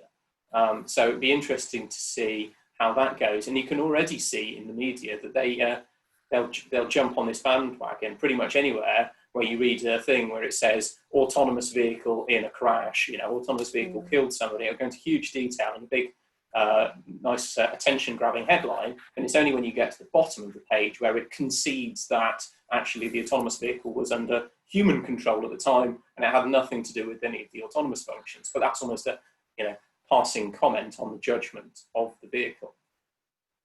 I think this is Nick. That to me, Graham's point is the key one. That who sets the bar, and I think thinking about the standards work we've been doing on the CAV program and some of the early projects there, bringing in organisations that have been involved in trials and development testing over the last 3 or 4 years, have got some real on-the-ground insights and expertise to feed in, and some knowledge of how this might work. So I think there is that question around who sets the bar, but also what is that based upon, I think is a key component to that. What are we basing that bar on? And so we're trying with our standards work to make sure any good practice we're pulling together, there's something behind it of substance. And that might be more applicable to some of the automated driving aspects of the trials and perhaps some of the cybersecurity ones where there's perhaps a well-founded basis for some of the standards. But if you look at some of the standards being developed internationally around autonomous driving, a lot of them are conceptual or based on academic academic methodologies, which are great, but actually if they're going to be taken up at scale, I think it's more about understanding what science, what evidence has led to a standard saying this is a benchmark that you should follow. So I think I agree with Graham's point there. And also, Nick, how do you expect the way that standards are currently developed to change in the future? So yeah, this is a good question. I think we're seeing a number of trends over the last 5 years, really, a number of things changing. I think one of them is an ISO 21434 ISO SAE standard that I mentioned is a good example of this. Perhaps a little bit more of a power struggle between automotive standards were generally pushed and driven by OEMs and their tier ones, perhaps, but we're seeing a diversification, different companies getting involved in standards that are new to the market and in some cases weren't around 3 or 4 years ago, that are challenging perhaps the way that standards should be developed. And I think traditionally there was probably this view that you had standardization of the vehicles and standardization of the roads the vehicles run on, and starting to recognize that actually it's becoming slightly harder to separate those as well. The other key trend, I think, and probably everyone on the call who's familiar with standards will recognize this, is that international standards don't happen quickly. They can take quite some time to develop, 3+ years in some cases. So if you look at the work being developed internationally around autonomous driving systems, some of it is doing really good things, but if it's not going to publish for 2 or 3 years, what do we do in the interim? And also when it does publish, is it still going to be in the right place? Will everything have moved on by the time that standard's out? And it's painting the fourth bridge scenario. So I think from the UK's perspective, what we're already starting to see is the need to have a more rapid, agile process for standards. And that might be something that other countries do nationally to kind of run in parallel with the international work and to actually ultimately inform the next generation of the international standards. So the work I mentioned on operational design domains, we're trying to use that to inform international work on the same topic. But it may be that we can get 2 or 3 iterations of that standard into the market before the ISO standard is actually in the market. And so that allows us to perhaps inform its development in a more helpful way, while having, at the same time, having something in the UK that provides part of that assurance framework that's needed from a safety perspective. So I think, one thing I think would be unhelpful is fragmentation of standards.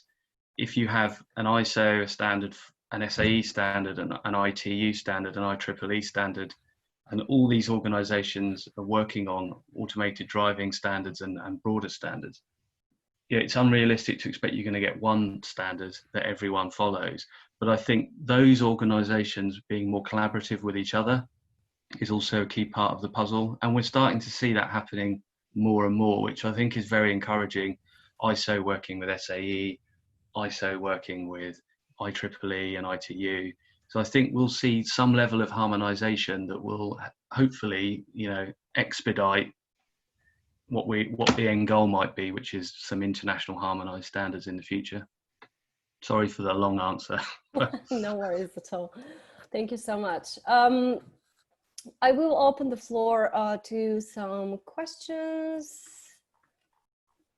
Also, we do have a couple of people on the phone. Please feel free to unmute and state your name and where you're from as well.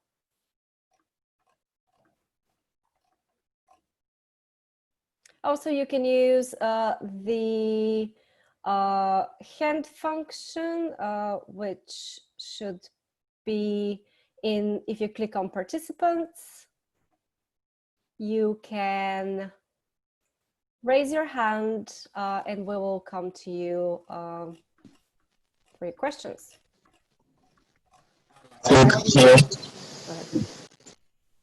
Hi, Dan.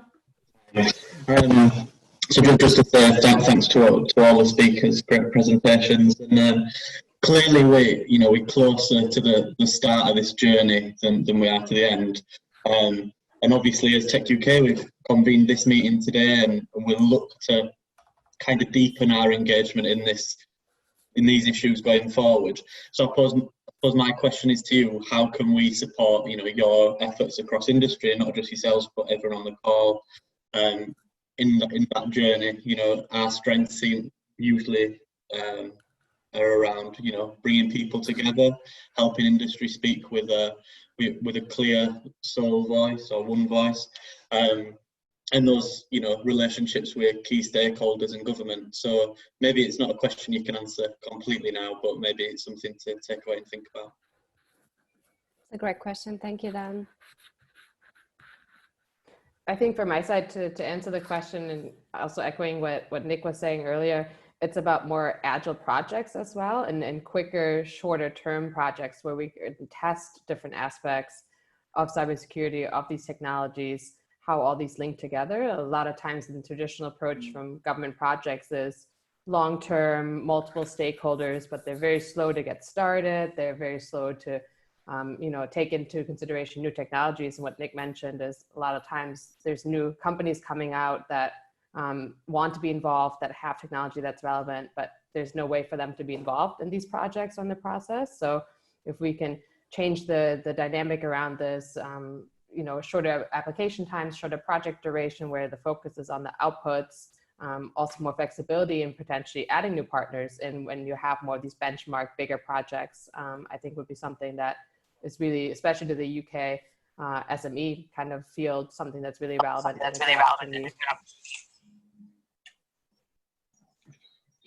I think, following on what Paddy said, I agree with her, coming from a startup or scale up as well. In that sense, that's quite crucial.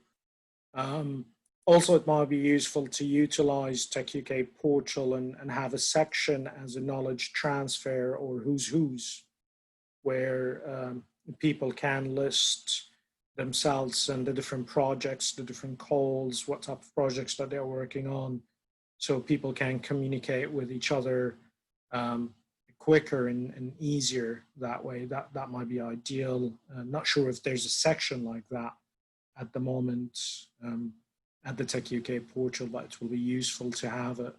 Another part that I think is quite important when we're talking about CAV, we're not just talking about, as we have seen from the quote from the different panelists today, and some of the questions, we're not talking just about automotive. We're talking about telecommunications, we're talking about critical national infrastructure, digital services, smart cities, edge computing.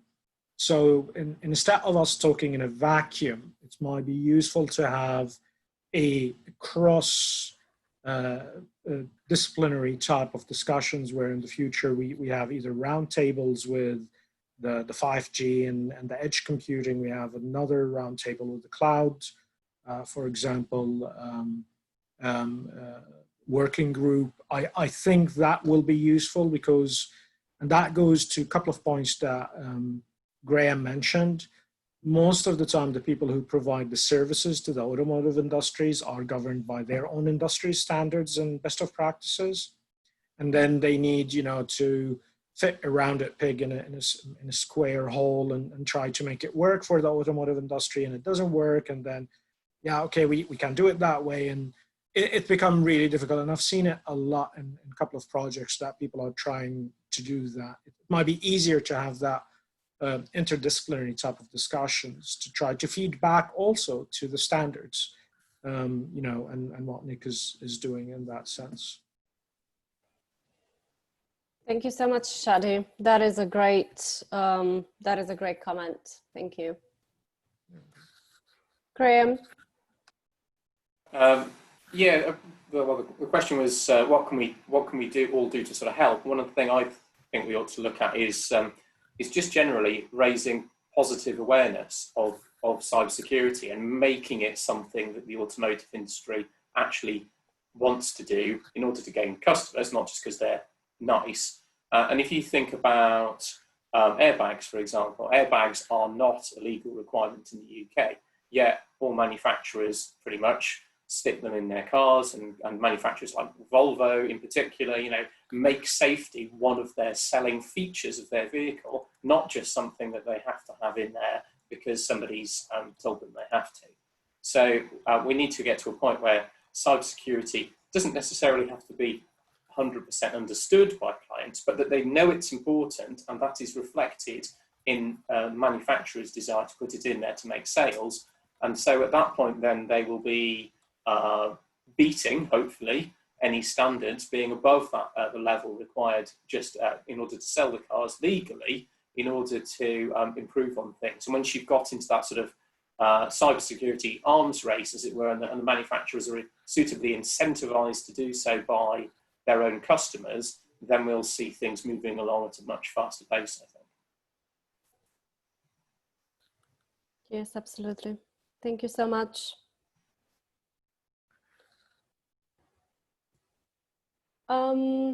Nick, do you have any comment?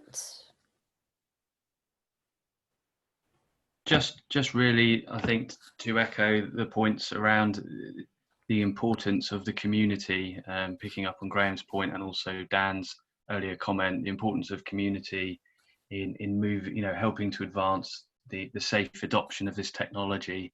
And I think, there is a real ecosystem feel to what we're doing. A lot of the standards work we're involved in, we're trying to reach into all these different stakeholder groups that have an interest and have something to share.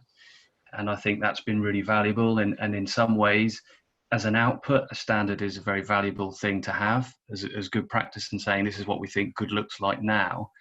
But the journey to creating the standard, getting those people in the room to discuss some of the challenges and what they think the way forward with it is incredibly revealing in its own way. And actually I found, we find that incredibly helpful because often it leads into a completely different place. The work we're doing around operational design domains really sprung out of, if you look at CAV literature from 2 or 3 years ago, you won't find much around ODDs. That's a relatively new term, which was coined in an SAE standard, I think, a couple of years ago. But the work on ODDs really came out of the fact that whenever we talked about how are you going to test vehicles, the mix between whether it's a mix of real world test track and simulated testing, what's proportionate in terms of testing. It kept coming back to, well, what type of vehicle is it? What vehicle are we talking about? What classification of vehicle is it? What's the ODD, and what kind of use case is it? So I think, it is clear that an ODD being a university campus with low speed driving in a pedestrianised area is very different to something going on to the M25. And that's very different for something that could potentially go from London into the countryside.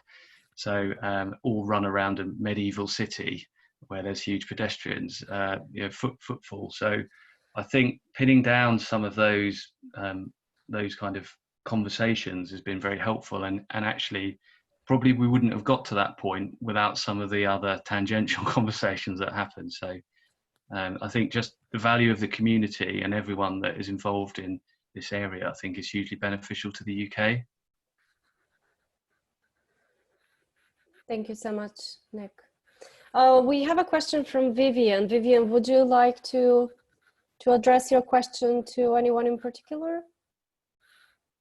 Hi, I'm Vivian. It's not for anyone in particular, just to the panel in general and anyone who has some domain expertise. I'm quite new in this, in the autonomous vehicle area, but I was just curious if any research used any simulation of autonomous driving systems, just as the airline industry has, and because they have the black box best practice and a process around if an incident occurs. I think it seems like there's a lot of learning that could be gained from that, and I'm wondering if we're also tapping into that as a community. Thanks.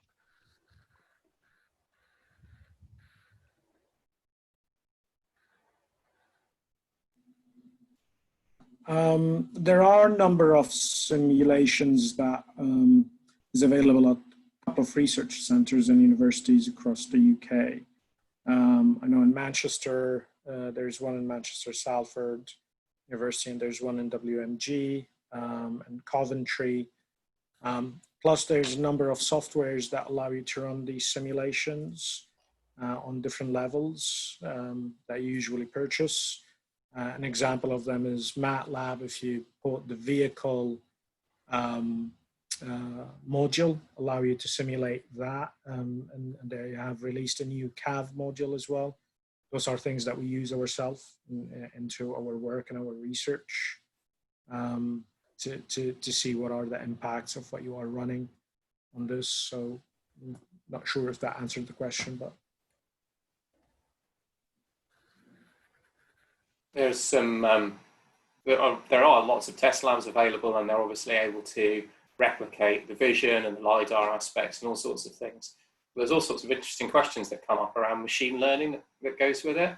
So to give you an example, this is some years ago, they had a machine learning system which they put in place to try and identify friendly tanks from enemy tanks. And they showed it pictures of each tank, and it performed remarkably well every time.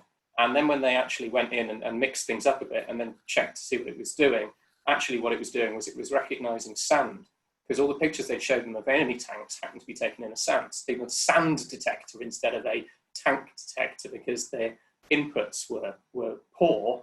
And it's the same thing with the simulations. You can simulate things, but you also need to make sure that why you're getting the results that you are expecting, particularly when it comes to machine learning, which is used in an enormous amount when it comes to the autonomous driving functions, to be able to gain some assurance that it is working as you expect.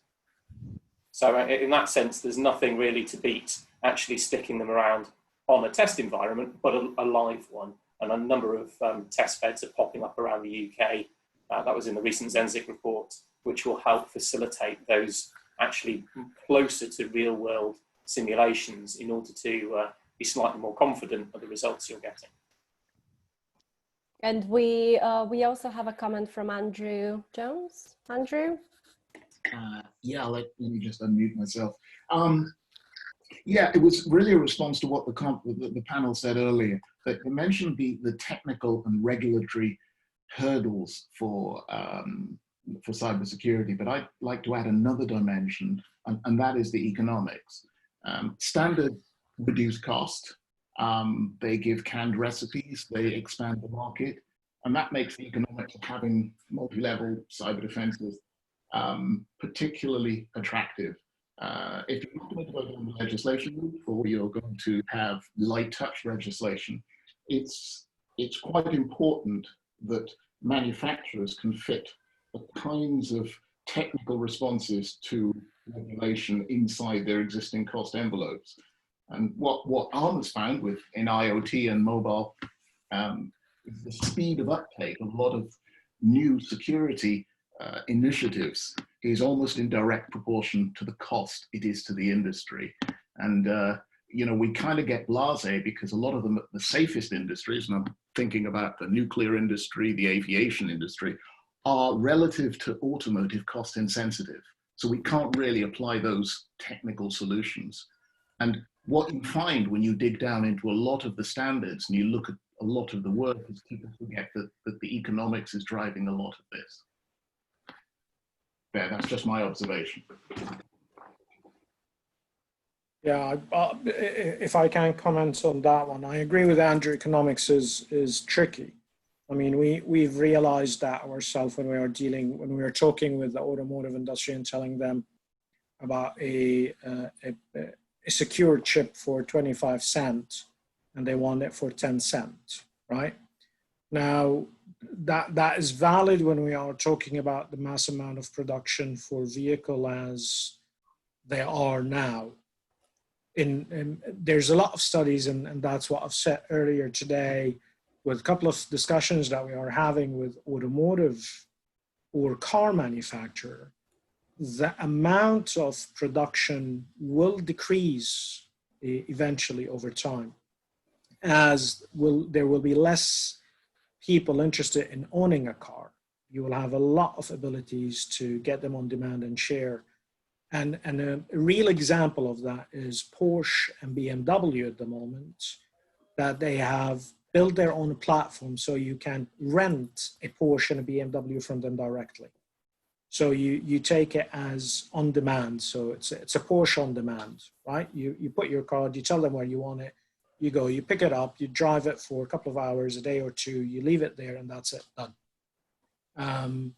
So on that point, it will be interesting to look at the economics at that time, because there's a lot of reputation that will comes in if people data have leaked from those type of on-demand requests, but also if the safety got compromised. And it goes back, I agree with you, standards makes life, you know, nice and easy. You know, here's the tick boxes that you need to do. And I think that won't work with the new world that we're looking at. And, you know, it will be more focused about what is the use case, what you are trying to protect.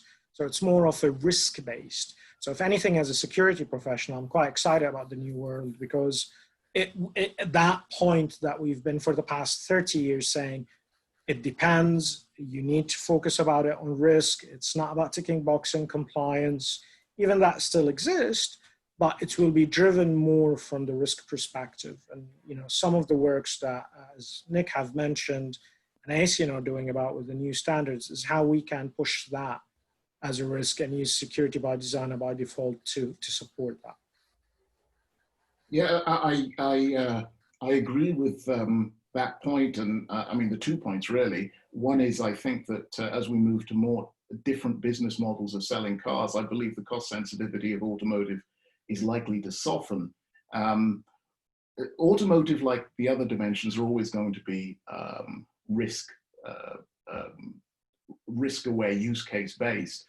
I would guess that one of the things about economics, if you speak to a lot of OEMs and tier ones, almost as important as safety is liability. And a lot of the standards and the way that we implement the technology, it goes towards mechanisms for demonstrating liability towards particular accidents and assigning blame and legal frameworks of that kind. And I see that as a big growth area as well. I think it will be increasingly important. You speak to OEMs at their when they do their economic analysis, and liability and diagnostic logging is always never very far from the conversation. Agree. Yeah, I would agree with that as well as Nick here. So I think, we're seeing a lot of those drivers in the standards work. Thinking about the work we're doing around data, and obviously there is at UNEC level that there's the working parties looking at event data recorders and DSSAD. Our own work looking at in the context of UK trials, what type of data needs to be captured to support forensic accident and incident investigation. I think a lot of that is around ultimately, obviously, determining liability and determining root cause, safety critical challenges. I think the other piece of that puzzle, which will hopefully emerge, is really using that data to promote safety improvements, and that might need to come later. And the aerospace aviation industry was mentioned earlier, and they obviously have a very good record in sharing safety critical issues, faults, etc. So I'm certainly seeing with the standards work we're doing, perhaps more openness from some of the new players in the market to accepting that data for the good of the whole industry, sharing of data, safety critical data, and data on threats, etc., is probably going to be a necessity in some sense. Whereas I think maybe that conversation's been more challenging with some of the traditional market players for commercial reasons. The amount of data points that currently you can access in a vehicle is huge, but many of the more traditional OEMs only readily make available a very small amount of data points, and that can create vendor lock-in and other challenges. So I think to get to a point where there's an incident, whether it's a safety or a cyber incident, and a vehicle manufacturer lets everyone who's using that same component know that there's a fault, and then everyone can be aware of those challenges. I think that maybe is where we need to get to. But as a starting point, I think determining liability and some of that root cause analysis is probably a good place to begin. That's just been my impression of the feedback we've had on standards so far. That's a really good observation. I just like to add to that. I mean, the experience has been, if you look at the mobile phone world, over-the-air updates is much talked about as a good cybersecurity defense mechanism. But updates work best when there's an ongoing either responsibility or financial relationship between the end client and and who's pushing out the updates. So if you own an Android phone, you'll notice that some handset manufacturers are very, very tardy at pushing updates because they have little incentive so to do.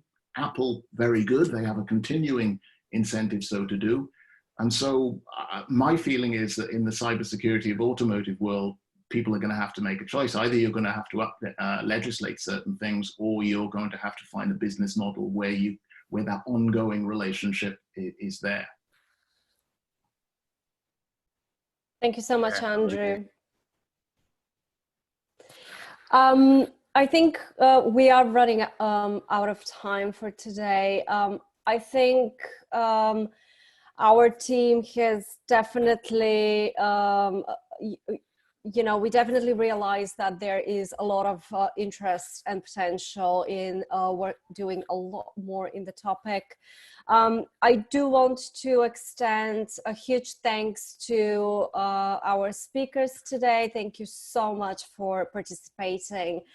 We will share our speakers' presentations with our own presentation, with all of the contact details. If you haven't managed to ask your question, or if something was not answered, please do feel free to contact us or our lovely speakers today. As I've mentioned, The event today was co-hosted by SmarterUK, which I lead on, and the cybersecurity program led by Dan and Sam. And I just want to say that techUK works with a variety of different stakeholders, not only with our members, but also we do work with DCMS, with NCSC, SMMT on this topic as well, Department for Transport, Digital Europe, which is our equivalent in Brussels. So we do participate in European policy as well. If you are more interested, we will share some more work that has been led in Europe as well. We have hosted a Law Commission roundtable on their recent public transport consultation, and we will continue to work together with the Law Commission, CCAV, and of course the British Standards Institute. But please do feel free to join our group communications, newsletters, and other events. And again, thank you everybody for participating today. Thank you.